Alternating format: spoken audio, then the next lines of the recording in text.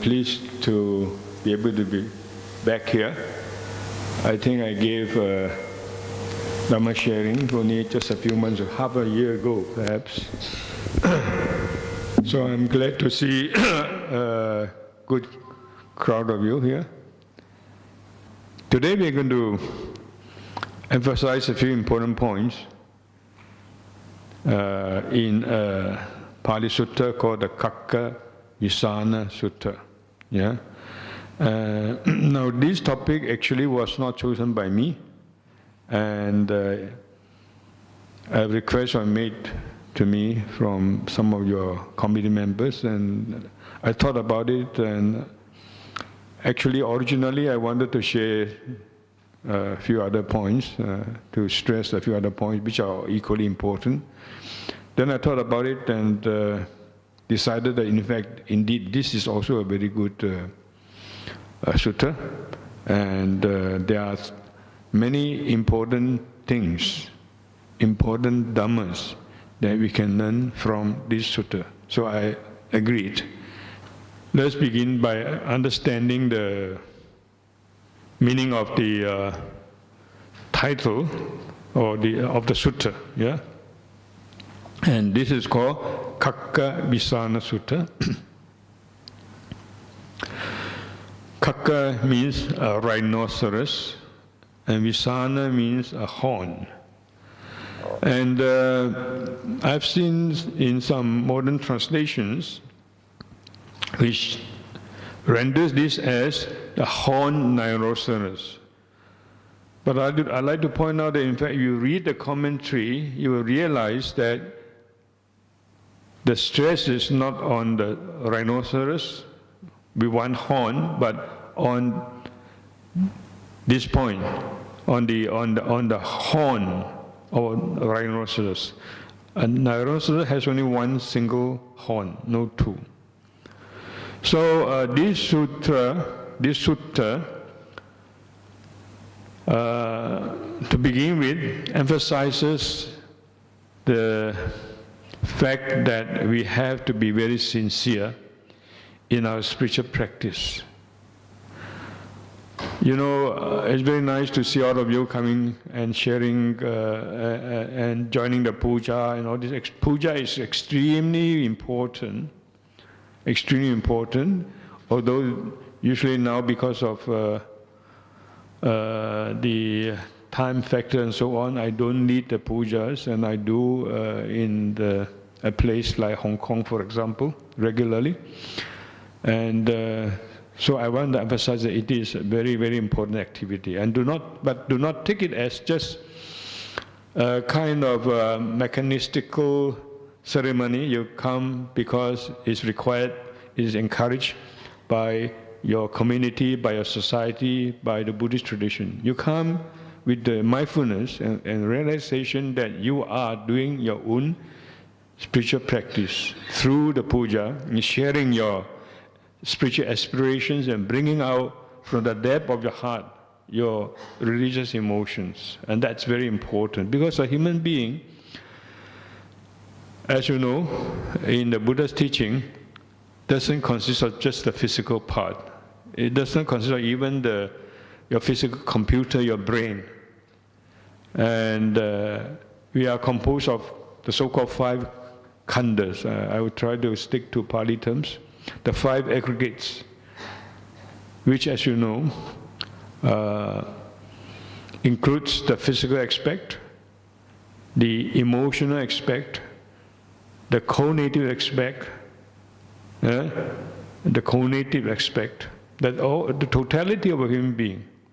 So in Buddhist practice, the ideal is to utilize all the aspects of a human being, the whole person, and not just one-sidedly being intellectual or being just purely emotional. The ideal is the ideal of integration of these different aspects, represented by the teaching of the 5 khandhas, or 5 hips. And as I said, puja is very important because it is a very powerful and effective means to to get in touch yourself as a human being. That you know that you're not just a product of intellectual thinking and understanding. You have deeper needs, deeper aspirations. You have your receptivity to higher truths, higher realms, if you like, of human existence, human experiences. Yeah? And Buddhism teaches that the path to Buddhahood is a path of unfolding, continuous unfolding of the inner potential of a human being. And for that, you can't just depend on a sutta study or Dhamma class or listening to a talk. And it is in this sense that I say puja is an extremely important means. Yeah? But of course today the talk is not on puja. And so we'll come back to the sutta. As I said, it's a sutta on the horn, the single horn of a rhinoceros. And this represents the ideal, first of all, of sincere commitment as a Buddhist practitioner. You know, all this is a sutta which presents many verses, right, spoken in the context of the so-called privately enlightened Buddhas, or the solitary Buddhas, you see. And when you read this sutta, and especially when you go into the commentary, you realize that one important emphasis is sincerity, as I said, commitment to spiritual practice. And these so-called solitary Buddhas, and hence also solitary Buddha Bodhisattvas. In other words, those experience for the ideal of the solitary Buddhahood. They are extremely sincere and extremely spiritually, I can say, sensitive, aware. And this is what we must learn when you read a sutta like this. That, in other words, we have to be aware and become sensitive to our needs, our spiritual needs. This is, for one of a better term, I use the term spiritual, and of course, you know, the such terms like religion and spirituality and being spiritual are very fluid terms, yeah? And it's in a way a bit difficult to define them, but I hope you know what I mean. Pointing to something higher than just what is normally accessible in the human experiences of the ordinary, of the intellectual, something much more than even what you call psychology in the modern sense of the term. In a way, Buddhism is psychology, but do not be conditioned by the modern Western thinking of psychology or philosophy. You know, many people say that, I think especially among the Theravada Buddhists, and they say that Buddhism is not a religion. We don't like the term religion. And they shy away from words like faith. I think this is unfortunate. It's not a very healthy development. Yeah? And reading a sutta like this reminds us of the importance of the inner depth of our spiritual aspiration, like the so-called bodhisattvas, in other words, who are expiring, who are not yet solitary Buddhas, yeah, but they aspire for the ideal. Yeah, and it is the ideal of what I have today highlighted, underscore in the title, true individuality. And I like to go on to explain to you that what is meant by true individuality, as opposed to what you might say false individuality, yeah, and what I call individualism, and being just simply individualistic. So let me maybe at this juncture say a few words about the distinction. By true individuality, we mean someone who is emotionally independent on others, who has his true commitment within him, and he knows that what he understands represents the truth. In the context of Buddhist practice, it means that the person is fully aware that he is following the teaching, the enlightenment, the wisdom of the Buddha and the great disciples. And he's sure of himself. He's sure of what he's doing, where he's going. Yeah?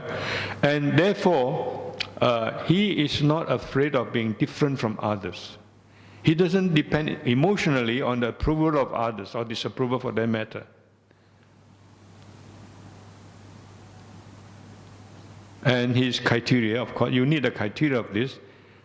Without that criteria, without those criteria, then you can become just individualistic. Yeah? So what is the criteria? The criteria is the Dhamma. It's the Buddha's teaching. And you have to be humble throughout your struggle, that you need to refer all the times, every time, to the teaching of the Buddha. That's why we emphasize study of the sutra, not to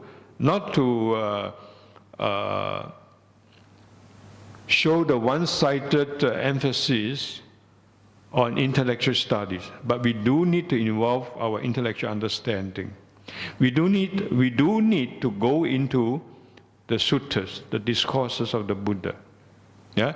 And of course that also, from my point of view, in my experience, includes the teaching in the commentary and also the teaching in the Abhidhamma especially.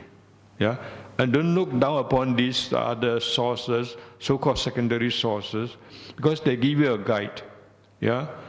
And you don't have to blindly follow the guides, but you need to be guided.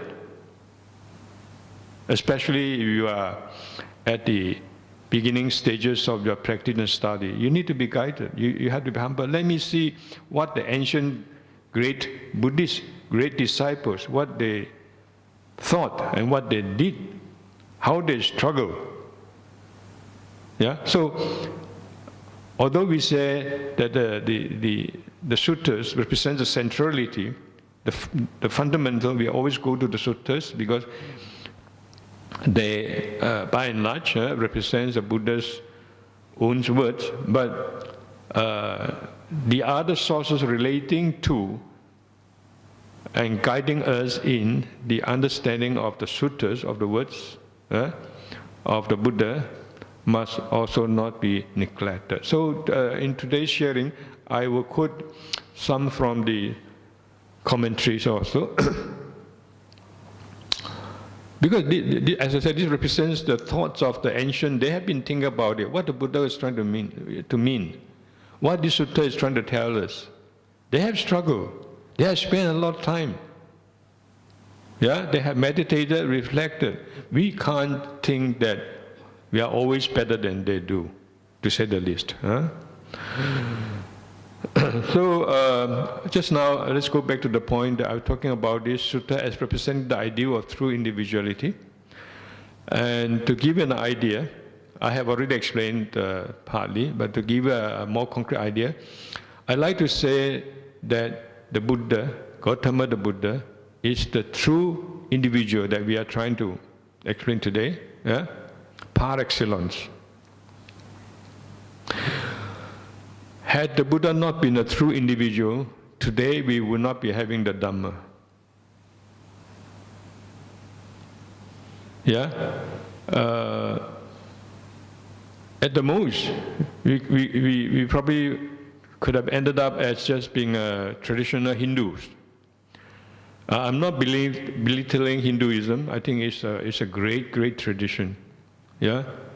And there are many emphases in the Hindu tradition that are at least similar to the Buddhist emphasis. They're not identical. Don't try to make a pseudo-identity of all these religions, or different traditions within even the Indian religion, and of which Buddhism is one. So Hinduism is certainly a very great religion. But you look at the case of the Buddha. You see, he was born, according to tradition, a prince, and he had all the wealth in the world. He had all the luxuries, the comfort, and he had the best of education. Yeah, and he even has a beautiful family, a wife and a son. In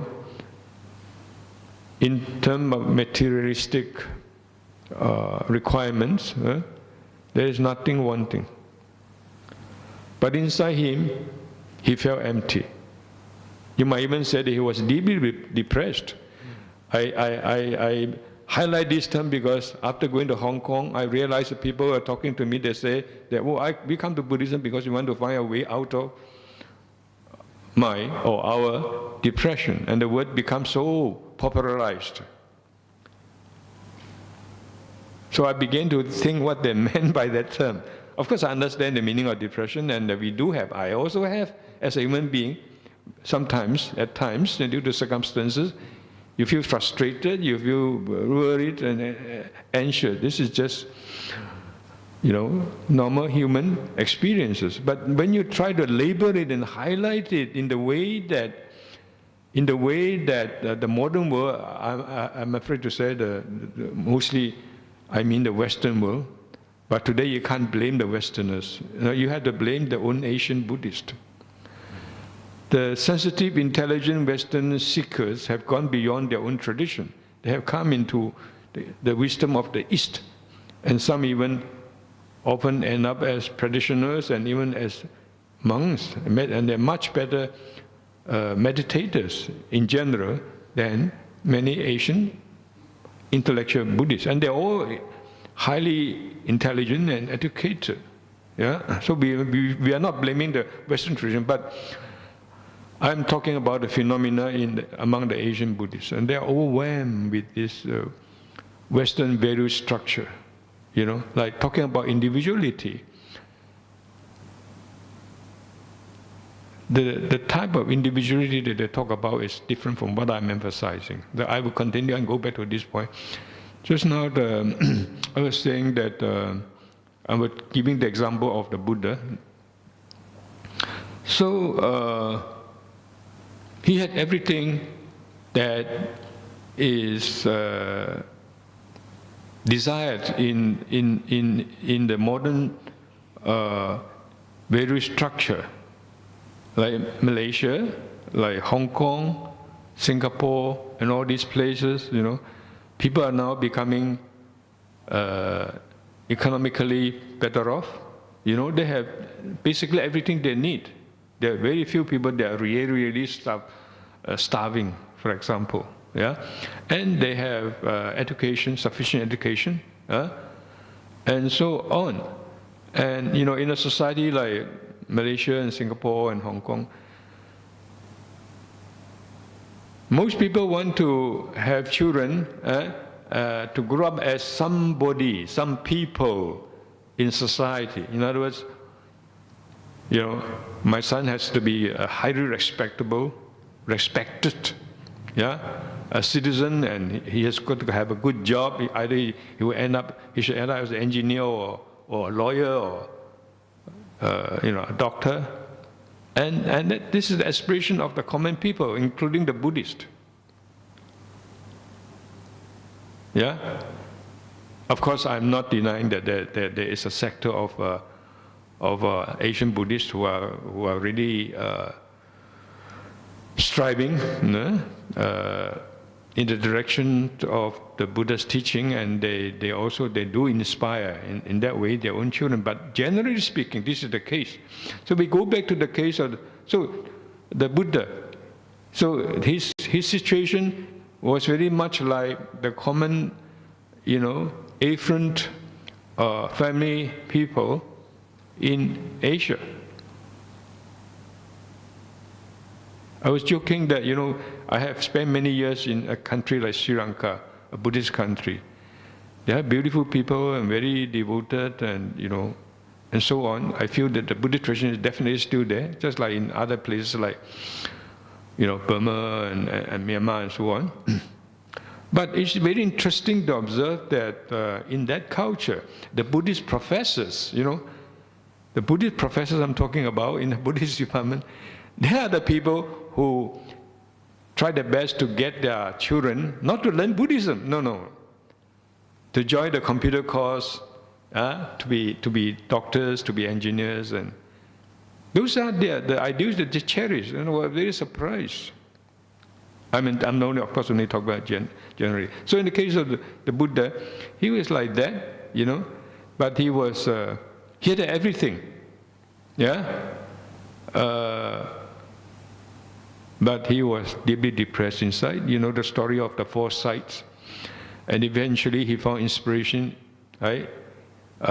In the ascetic that he saw. He knew that, yes, there was a way out of the human predicament. And he knew that he had to renounce, and practice. Now this is true individuality. That is acting in a manner that is independent of the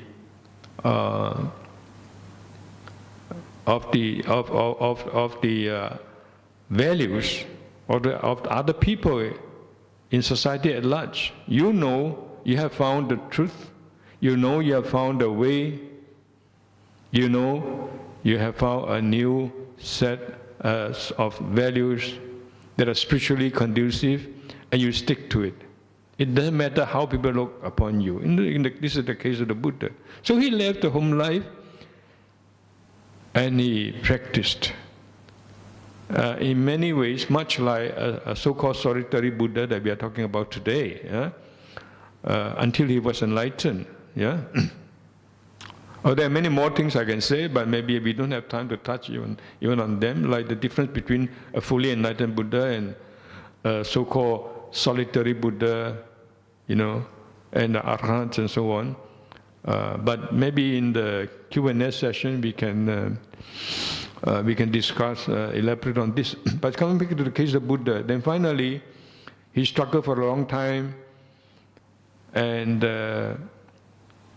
he wanted to learn the truth, the way to realize the truth, the way to transcend the human predicament, and so he went to even the traditional so-called Hindu teachers. I use the word Hindu in a general sense, because Hinduism simply, in a way, simply means all the spiritual practices and beliefs of, the Indians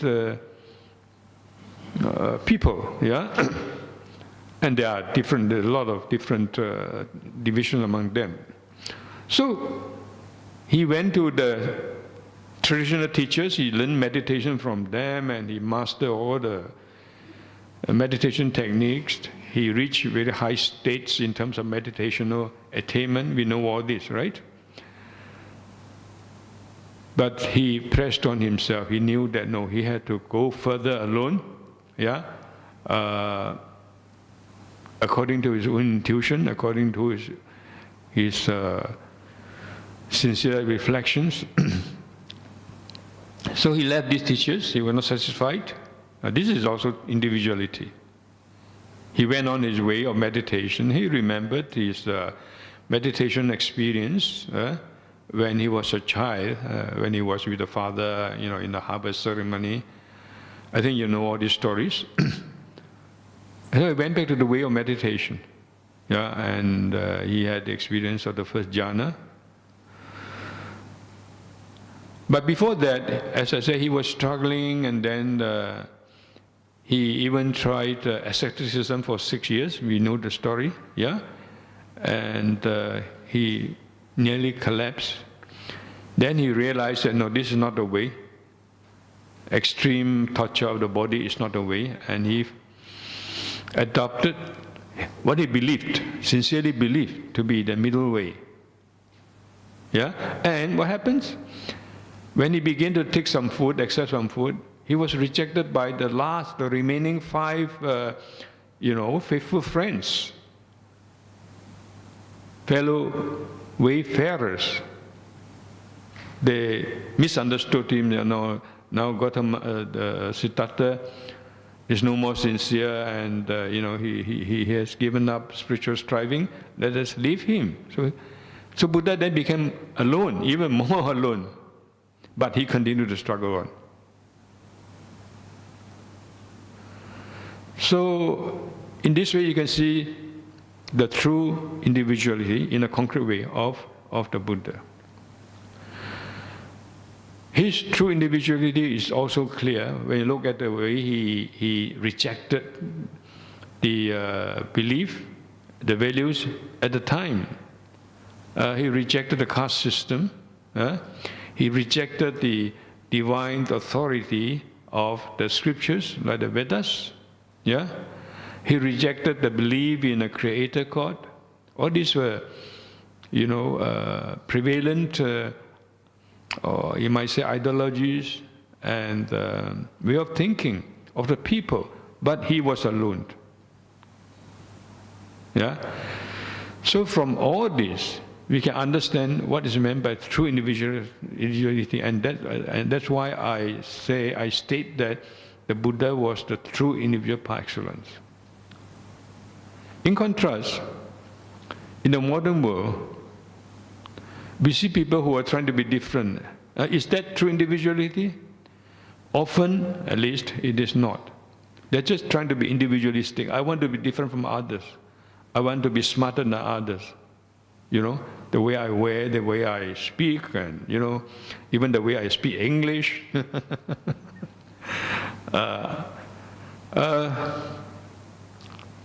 The way I have to be educated, the education system I choose, I want to be different. I just simply want to be different, So this is not being a true individual. This is being just individualistic. And it's very dangerous. Because it puts your ego, your attachment, and it's a far cry from the Buddha's teaching of detachment, of contentment, of sincerity. And many of them really, in terms of at least spiritual striving, they don't really have sincerity. So I hope you realize the difference between being a true individual and being just simply individualistic. Of course, we can't claim that we are true individuals like the Buddha. We have to be humble, but at least we must aspire for that ideal. Aspire for it. Remind ourselves. We must not be afraid just because the world says that you cannot bow down before an idol, you cannot do puja to the Buddha, as one or two examples. You can't show your emotion as a religious aspirant. You can't even use the word religion and faith, And one of the most common rendering of saddha today you find, you know what I mean, is confidence. And that's all. They go that far. Oh, no, we don't need faith. We are a religion of wisdom. Without realizing that you are just being dragged along, you're just being conditioned by the mentality of the modern so-called educated intellectuals. So the sutta, this called Khaggavisāṇā Sutta, right, represents the idea of a true individual. The solitary Buddhas, or the Bodhisattvas, Bodhisattva in Pali, follow that ideal.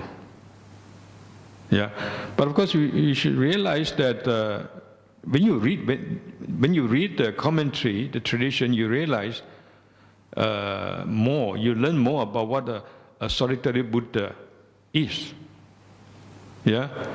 And because I think there's a lot of misunderstanding, misconception today. Oh, they don't need the Buddha, they don't need the Dhamma, their practice, and there are many solitary Buddhas and Bodhisattvas, and then such and such a leader in such and such a religion is a great Bodhisattva, and it's very naive to speak like this.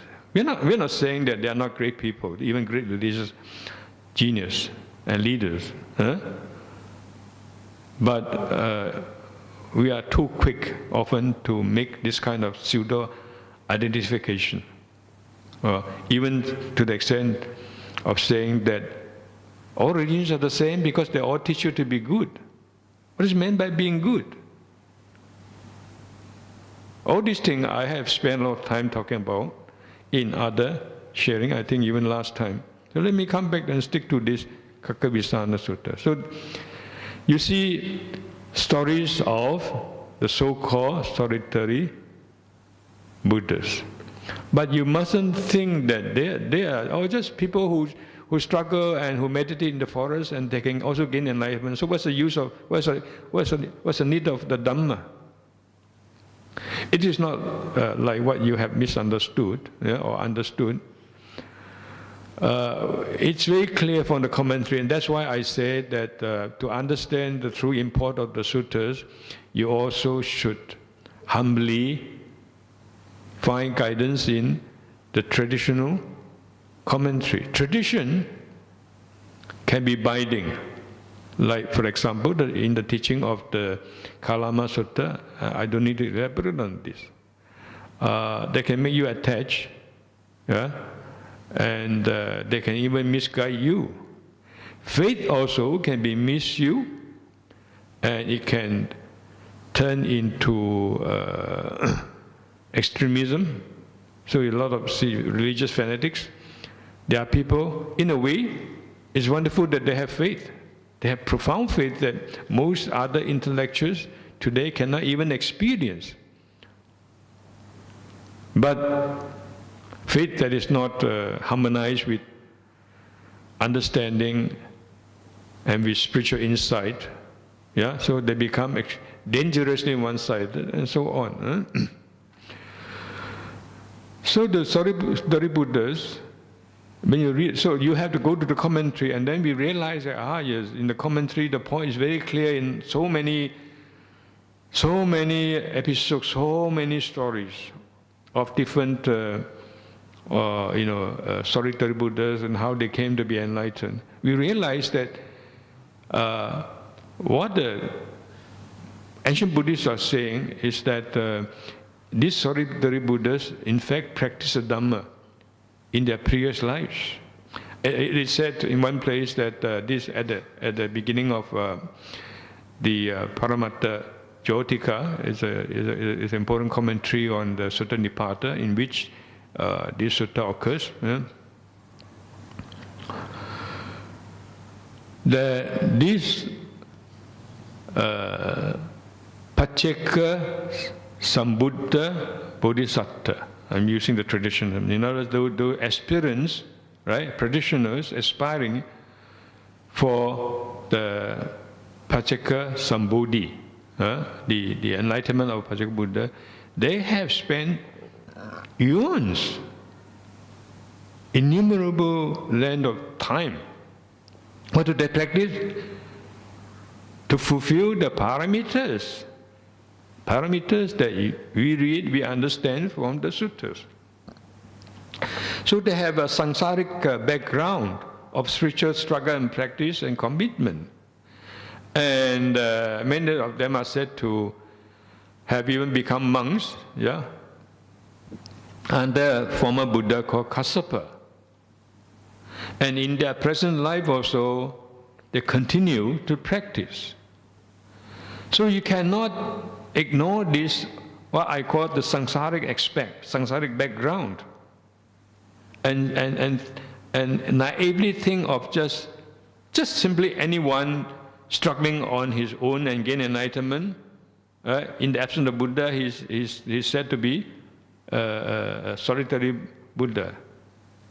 So people sometimes naively argue like this. You don't really need to read the suttas and follow Buddhism, the teaching, and you can still, can't you be a solitary Buddha and that recognized as Buddhism? And also, you can see in the commentary stories, and also even the stanzas themselves in the suttas, in this sutta, right? They speak of the solitary Buddhas or the solitary Buddha, Bodhisattvas meditating, emphasizing the importance of seclusion. And this is the ideal represented by the word Visaṇā, the horn. You know, the idea of seeking seclusion, to be away from society, to be away from social entanglement. So they meditate and they gain jhanas. All these are Buddhist doctrines and practices. And eventually they realize Buddhahood. Now,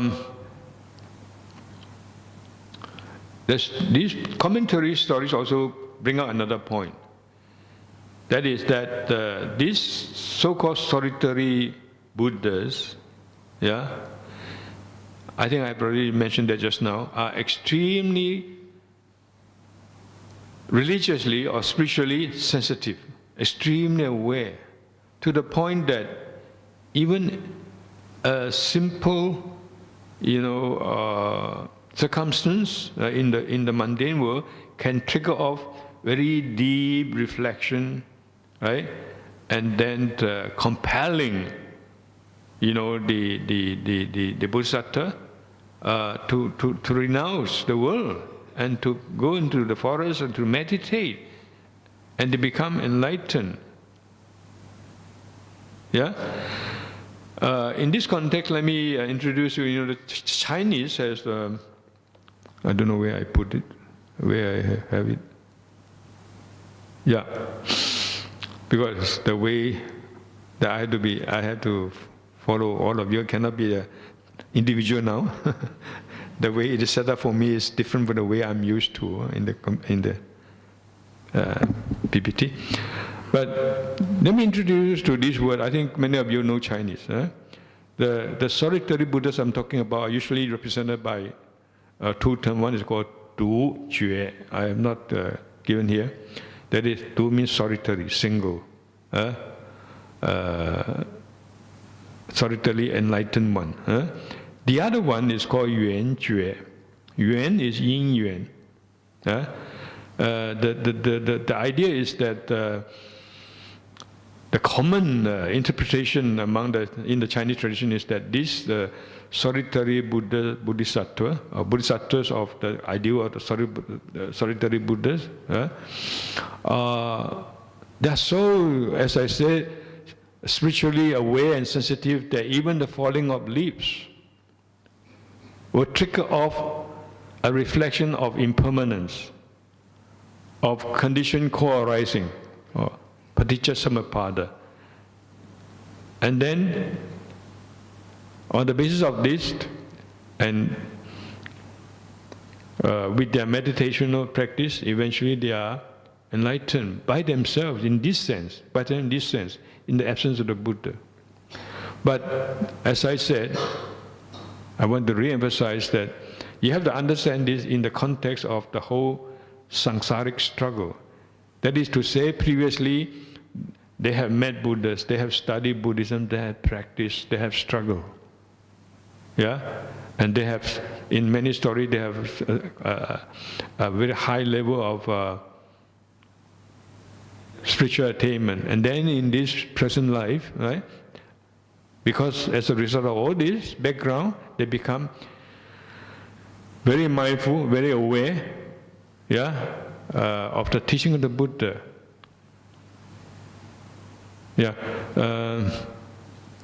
So I'll come back to this later when I go through the various points. So come back from the beginning.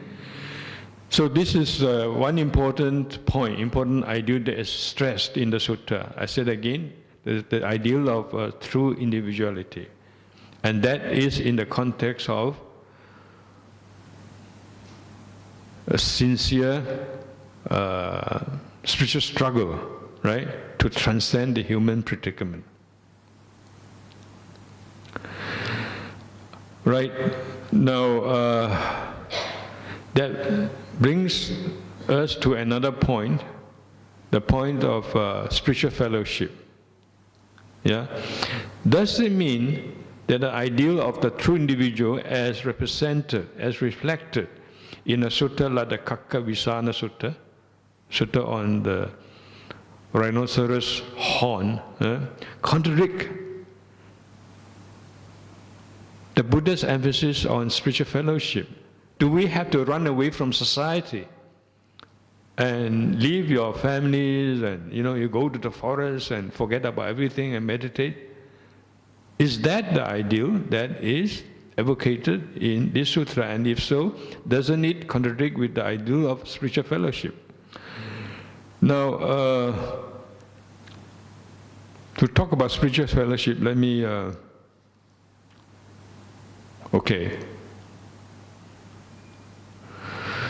come to this. Actually, the way I organize the slides are a bit different, so I have to jump to the relevant slide now today. So, about spiritual fellowship, this is what the Buddha says to Ananda one day. Ananda suddenly, as it were, exclaimed and feels inspired and said, Venerable Sir, that's Buddha, I know that the spiritual life is half, the spiritual fellowship is half of the spiritual life. What it means is that if you have spiritual fellowship, you are 50% assured that you will be enlightened. That's great, Even to get 10%, it's not easy. So he was expecting an endorsement from the Buddha. But the Buddha didn't endorse him. They said, Ananda, don't say so. Yeah, the spiritual life is in fact not half, but the whole of the spiritual life. That means, if you have spiritual fellowship, you can be 100% sure that eventually you will gain enlightenment. In a sense, at least, in a sense, it provides what you need on the journey of struggle. So that's the importance of spiritual fellowship. This should form another topic, but I just want to contrast this to the idea of being a true individual. But when you read these suttas, we realize that no, they're not contradictory. Yeah? The idea of true spirituality of being so-called alone, there's a refrain. There's a refrain in all the stanzas, and 70 odd of them, something like 73. And the last pada, the last line of the verse says, one should fare alone like a rhinoceros horn. This is the ideal of true individuality, of being away from this entanglement of society. Yeah? One should fare away. Chare is a so-called objective case. Fare alone. One should not depend on the people around you, on the context of social commingling. Yeah, so I'm saying that the important spiritual fellowship that we have, as you have just seen, as a very, very important central idea of the Buddha's teaching in terms of spiritual striving. And today we are talking about this aspect of it. Yeah, it's not contradicted by the ideal represented by the sutta of faring alone. And the sutta says basically, this sutta basically says that if you don't find a spiritually beneficial companion, then you should fare alone. If you find you are too disturbed by the commotions, by people who are so, I might say, to paraphrase, spiritually naive, and they're even dragging you into this social entanglements and and pulling you away from spiritual struggle, striving, making you forget your idea of enlightenment. If you are in the midst of that situation, then you must not be afraid to be alone. You must fare alone. That's the ideal. Okay, let me,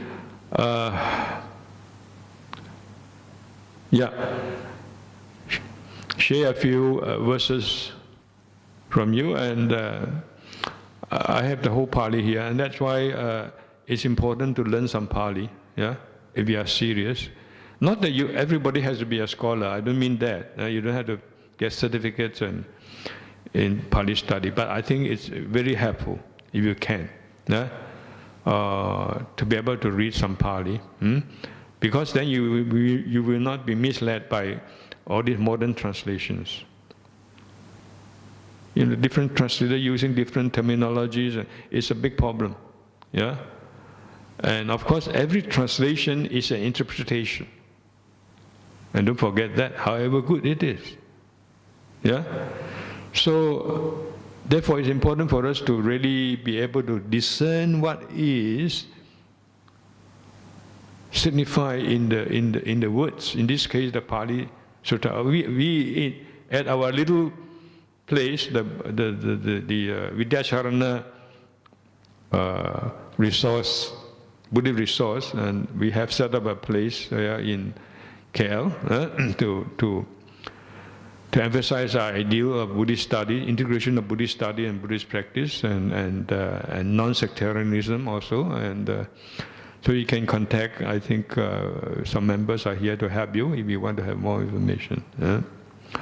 And also, I have another little place, I can only call these little places, in Hong Kong, called the Buddha Dhamma Center of Hong Kong, and you can go on the website and see, to understand what we are trying to stress and what we are doing.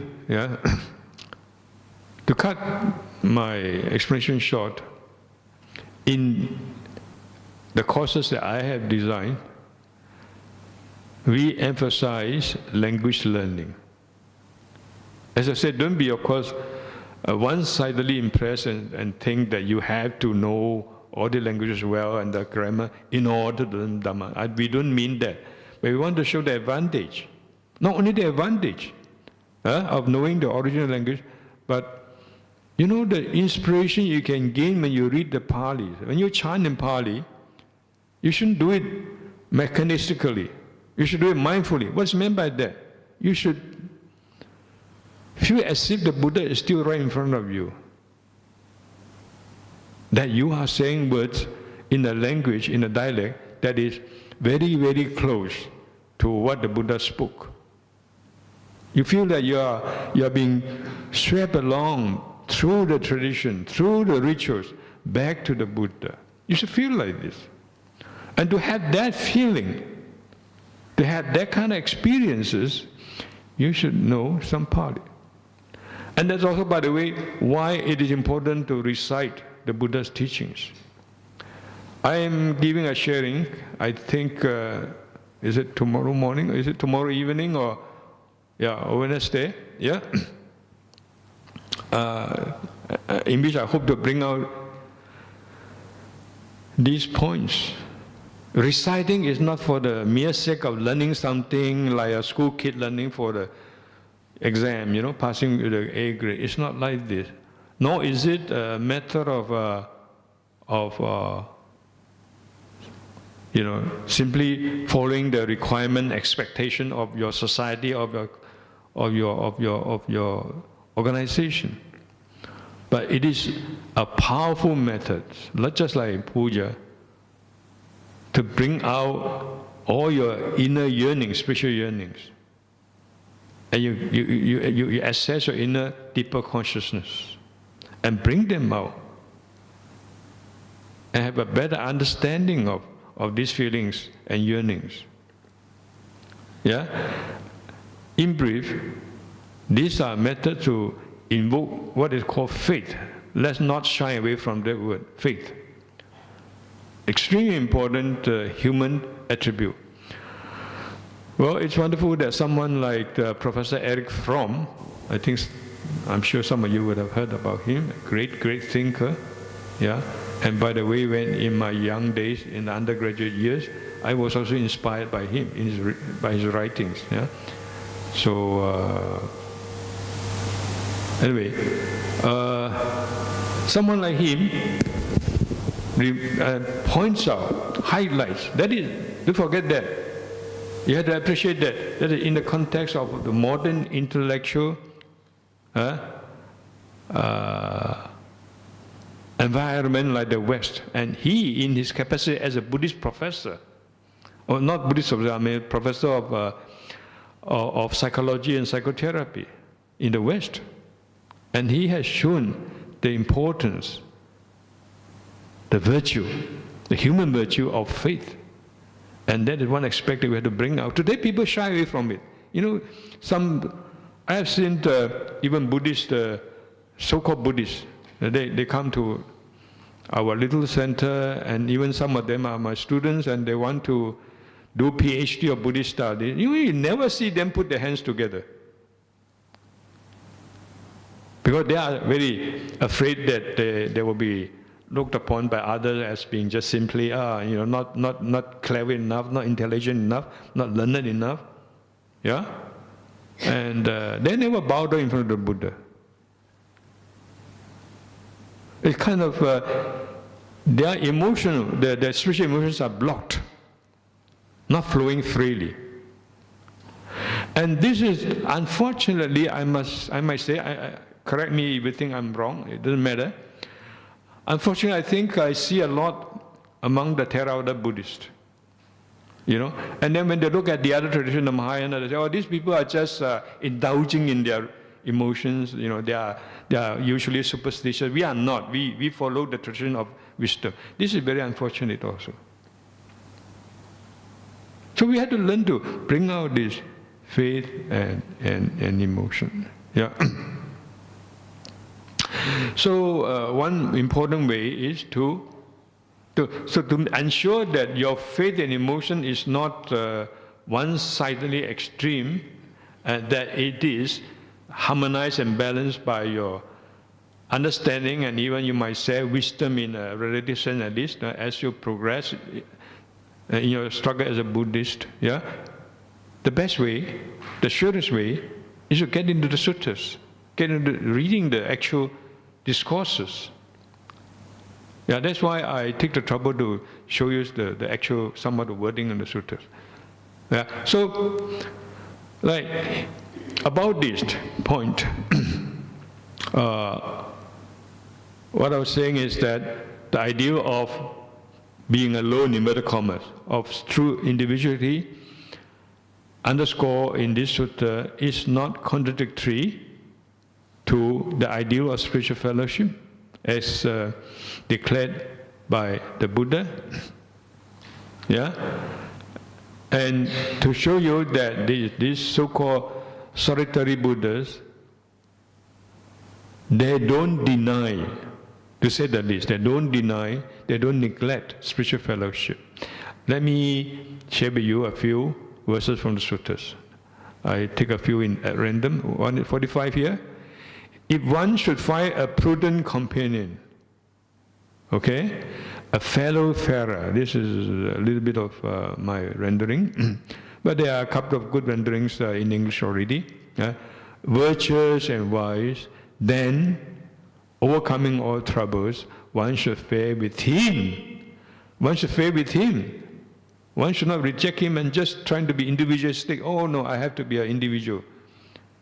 You know, if you can find a truly sincere, virtuous, wise, prudent companion on your journey, this very sutta says, one should fare with him and joyful and mindful. Don't think of companionship as a burden always. Often it is. These social entanglements, we have to be aware. They drag you down and they make you in fact unhappy. They even feed you with their own neurosis. We know that.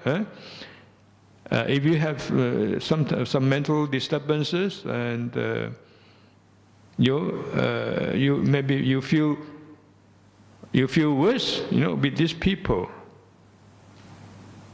But this stanza I'm reading says that if you can find a virtuous and wise and prudent spiritual companion, stick with him, fare with him, and feel the joy. Yeah, not a rejection of simply because he is a different individual, different person, you reject him. So even the whole group, today you are coming together, that's very important. Realize the spiritual benefit of being together and striving together. And by the way, that's also what one of the very insightful, pertinent definition given by the same person I mentioned just now, Professor Eric Fromm, and he defines what a rational ritual is. He said the irrational rituals, yes, they are harmful, yeah, they make you dependent in a negative way, yeah, and so on.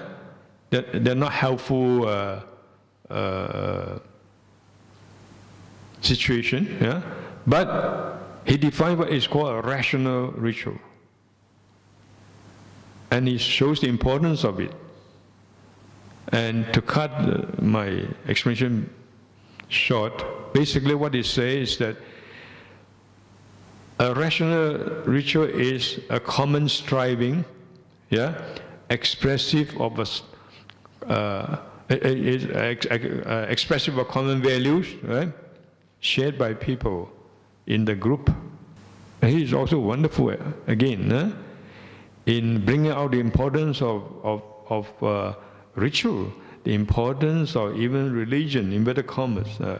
So here, you should learn to feel the joy and become mindful that I am in the midst of companions who can help me spiritually. They are wise, they are virtuous, they are committed, they are sincere. This is verse 45. Verse 46 says like this: if one does not find a prudent companion, a fellow fairer, wise and virtuous, on the other hand, then, like a king who flees his conquered realms, one should fare alone. You see, faring alone also is emphasized, but only if you don't find people around you, friends and companions, right, who inspire you, who encourage you, right, in ways that are conducive to a spiritual progress. If that is the case, if the latter is the case, then follow the ideal of faring alone. So this is very clear, black and white illustration of what I'm trying to say, that the ideal of this sutta, yeah, of being alone, of true individuality, is not contradictory to spiritual fellowship. I think I have a couple more here, let me see. 47, and I give you two more, 47 and 58. Yeah, 47 says, surely we praise the accomplishment of companionship. The word of accomplishment is my translation from sampada, of spiritual fellowship. One should associate with friends, with friends one's equal or better. Not in terms of status or wealth or anything like that, but at least equally sincere, yeah, equally prudent, yeah, and equally understanding the Dhamma, committed, or even better than us in these terms. Associate with friends like this, not someone who is going to drag you down, in spiritual terms. Not obtaining them, eating blamelessly, one should fare alone like a rhinoceros hen. So again, faring alone is emphasized, but that is not in the circumstance that one does not obtain such great spiritual friends, companions. Then eating alone, this is in the context of the ascetics, of the. We are talking about people who are expiring on the path of solitary Buddhahood, right? So they are ascetics, and they depend on alms and so on, but they must make sure that they are not scheming, they are not deceitful, they are and not hypocritical in their way of life, in the way of dealing with people, just simply for the sake of their livelihood, and that's the main point here. So, in that case, one should do like this. One should live a blameless life, struggling, and be alone. Even if you have less devotees looking after you, even you have less people praising you, doesn't matter, you're fair alone. This is one. The number 58 says, you have to tell me the time because I can go on to yeah, it's about almost time. So I had to. Another one is, one should resort to the learned. Look, one should resort to the learned, the Dhamma bearers. It's not the ideal of being egotistical and being individualistic and, I always know better than others about the Dhamma, I don't need a teacher, and so on. That is not the ideal of a solitary Buddha, okay? A friend, noble and endowed with unmitigated knowledge. That's my translation of Parisambhita, but of course, a long story to elaborate this. Having understood the benefits and dispelled doubt, one should fare alone like rhinoceros. So, to say the least, right, the emphasis, the encouragement of finding a companion, who can inspire, who can help you spiritually, who is at least equal or better than you in these terms, who knows the Dhamma, who is a Dhamma bearer, committed to Dhamma, No, you should not run away. You should not try to be alone simply for the sake of wanting to be alone. Okay? So many things I have to say, but let's see. We'll spend maybe another 10 minutes. Okay? So, two other points in the sutta now. Going back to the refrain, eko chare Khaggavisāṇā kappo. Kappo means of the form, in the form, or like. Just like the horn of a rhinoceros. Eko here means being alone, being single. One should fare. So a bit about the term charity, and I had a look into the modern traditions. I think they are quite good, and in the commentary, however, of course, they use the word usually live. One should live, alone. But the word charity is explained in the commentary. Again, the importance of commentary. You see, the helpfulness of commentary shows that charity, the word from char, C-A-R, the root, has various meanings. One is, yes, lives.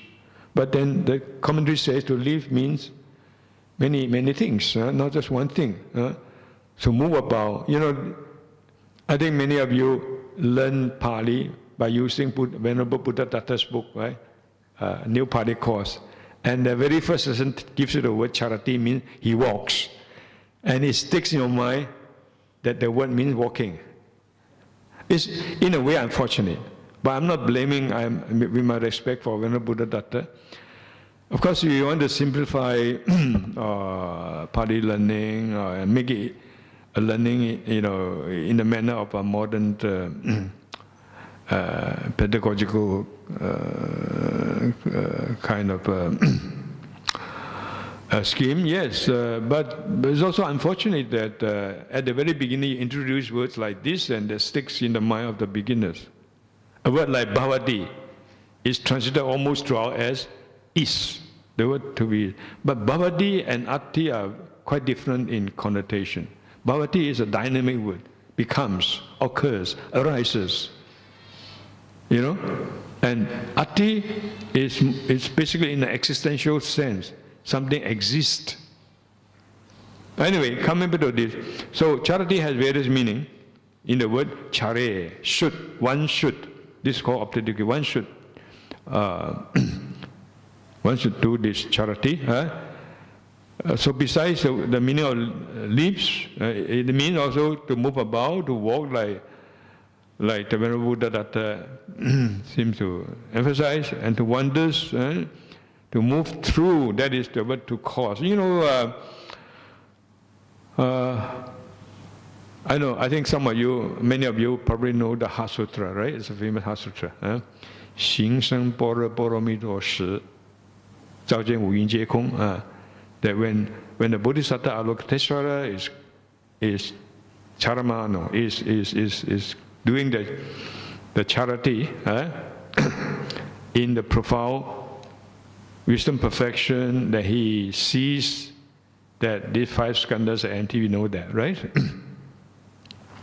Now, the word is xing, and the Sanskrit there is the present participle of charamano. So there is not, you can't use a word like to live or to wander about. No. Anything but just aimlessly wandering about. I think Professor Conce used the word causing. At least in many places he does, and that's a good translation. You go through, you move through, and the implication is you practice. And just a few weeks ago, I was finishing some courses, MA courses in Hong Kong, and we are reading Pali Suttas, you know, and of course the Sanskrit reading also, and I emphasize that point, that the word charity means much more than just to walk, to wander, and even to live, to conduct yourself, to live, yes. But often, importantly, it emphasizes the practice, and particularly meditational practice. You can't say that charity means he meditates, but in terms of connotation, yes.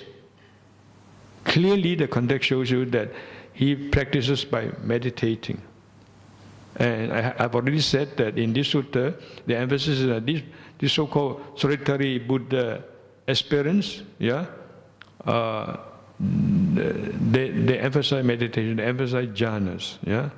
And that's the reason why they don't want to be entangled socially, why they want to be alone, yeah. That is in case they can find through companions.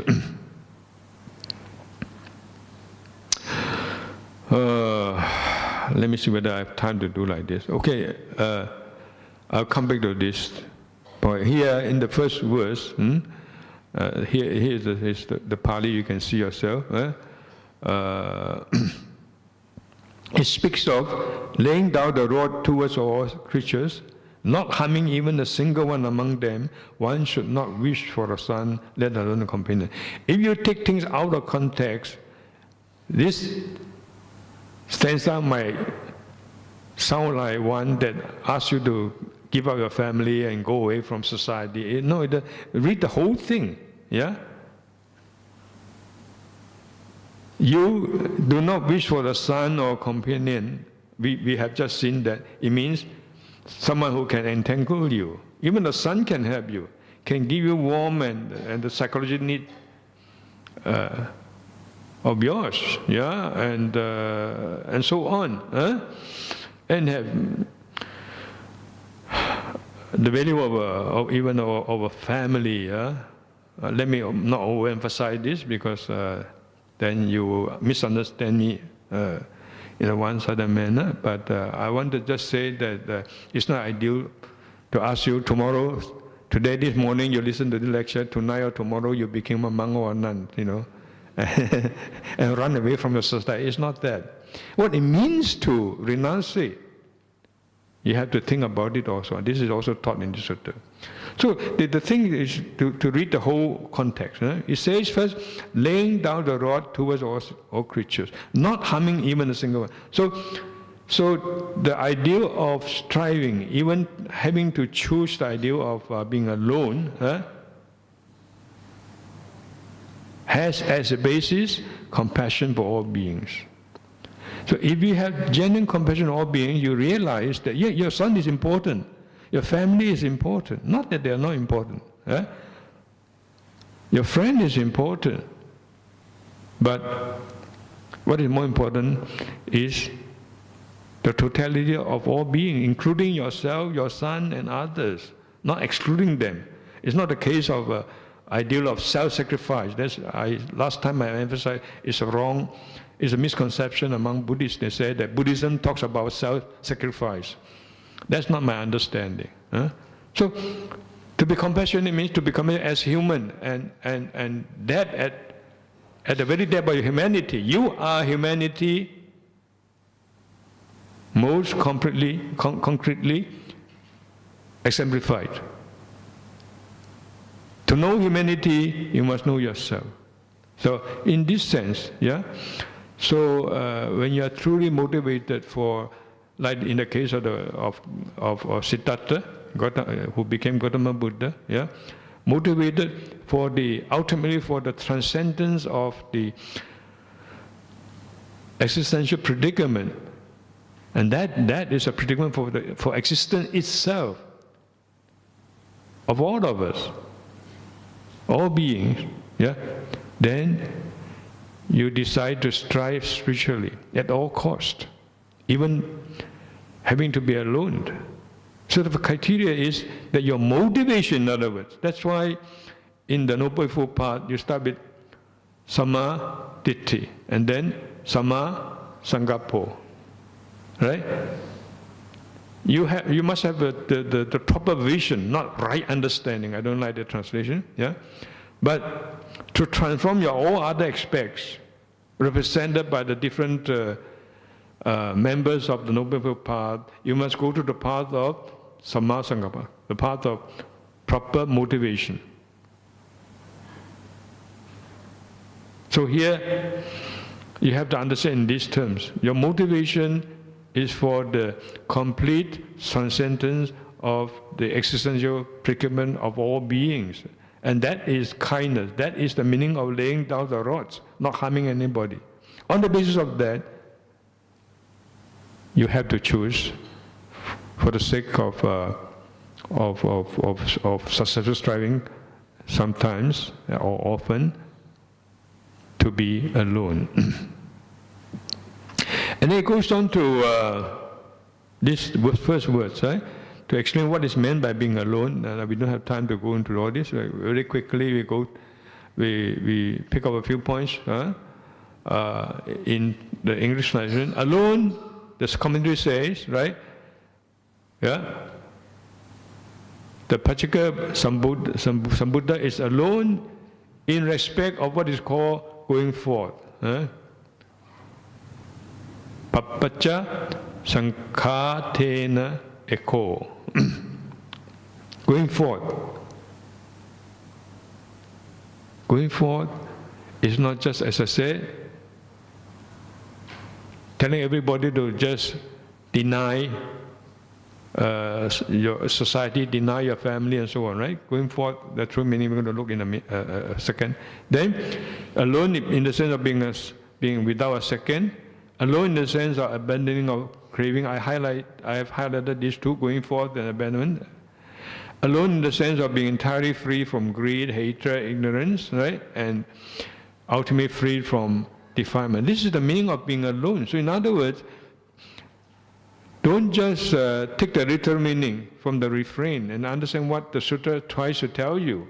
And often, like illustrated in this case, you have to humbly go to the traditional commentary. Of course, read them critically, mindfully. Don't be simply blindly, misled by them. Sometimes they can also be wrong, actually, but very often they can be extremely helpful. Because a tradition preserves the wisdom, that has been practiced, and realized that to varying degrees at various stages within the tradition. So, and that wisdom can be traced back to the enlightenment of Buddha. You have the Buddha's enlightenment, and it flows down in the whole tradition. You remember what I said last time, in the last talk? This is the tradition. It is in this tradition that the wisdom, the enlightenment of the Buddha is preserved. And that is provided. In the tradition, there are practitioners. There are people who realize, given these conditions, tradition is extremely important. If you are a staunch follower of Krishnamurti or someone like that, you say, oh, tradition is conditioning, it's attachment. But if you ask him, okay, without tradition, how am I going to cross over? Even if you have crossed over yourself, there's no answer to it. There's no marker, there's no path. Anyway, so this tells us that to be alone should not be taken literally only. Yeah, it includes the aspect of being alone, even going to the forest and so on. But here, in the sense of going forth, in the sense of abandoning craving and so on. And here, this verse is also interesting. It tells you that to be alone is essentially an inner condition. You can be alone by yourself, but you can be attached in various ways because of your craving and anger and hatred. In the forest, you think of your enemy, you think of people that you are passionately attached to, and you're not alone. Physically, you are. So it teaches us how to be alone, how to be a true individual. Now look at this, is very interesting. For even, this is one of the, taken from the commentary called Dhammajoti.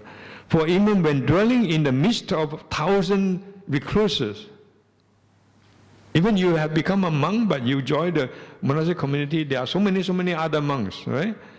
One is alone, yeah? It doesn't matter how many there are, but you can be alone, in the true sense, as a result of the laity fetters having been cut off. If not, even if you are alone in the forest, you are not truly alone, spiritually speaking. So he explained what is meant by this just now here. Papacca sankhatena eko. What is meant by this phrase, that one is alone, right?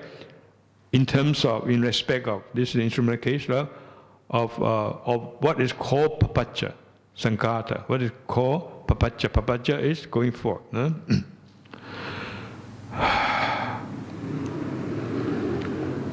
And alone in the sense of abandoning craving, a person with having with a partner, wandering for long on the journey. This first samsara is a present participle, by the way. The second one is a noun, samsara. This is the short one, no?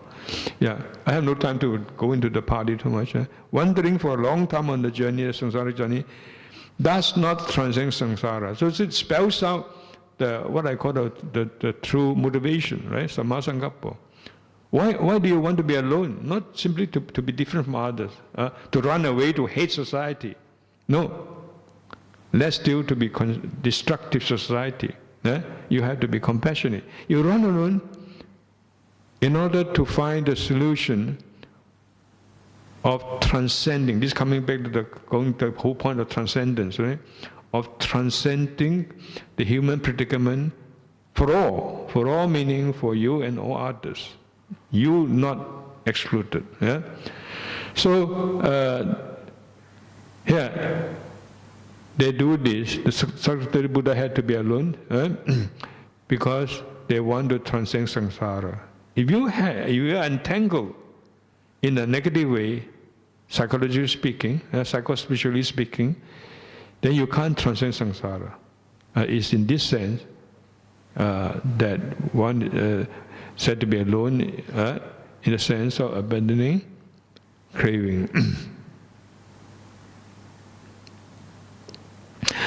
So this transcendence, you remember, is not escape. The big difference between transcending and escaping. Do you understand?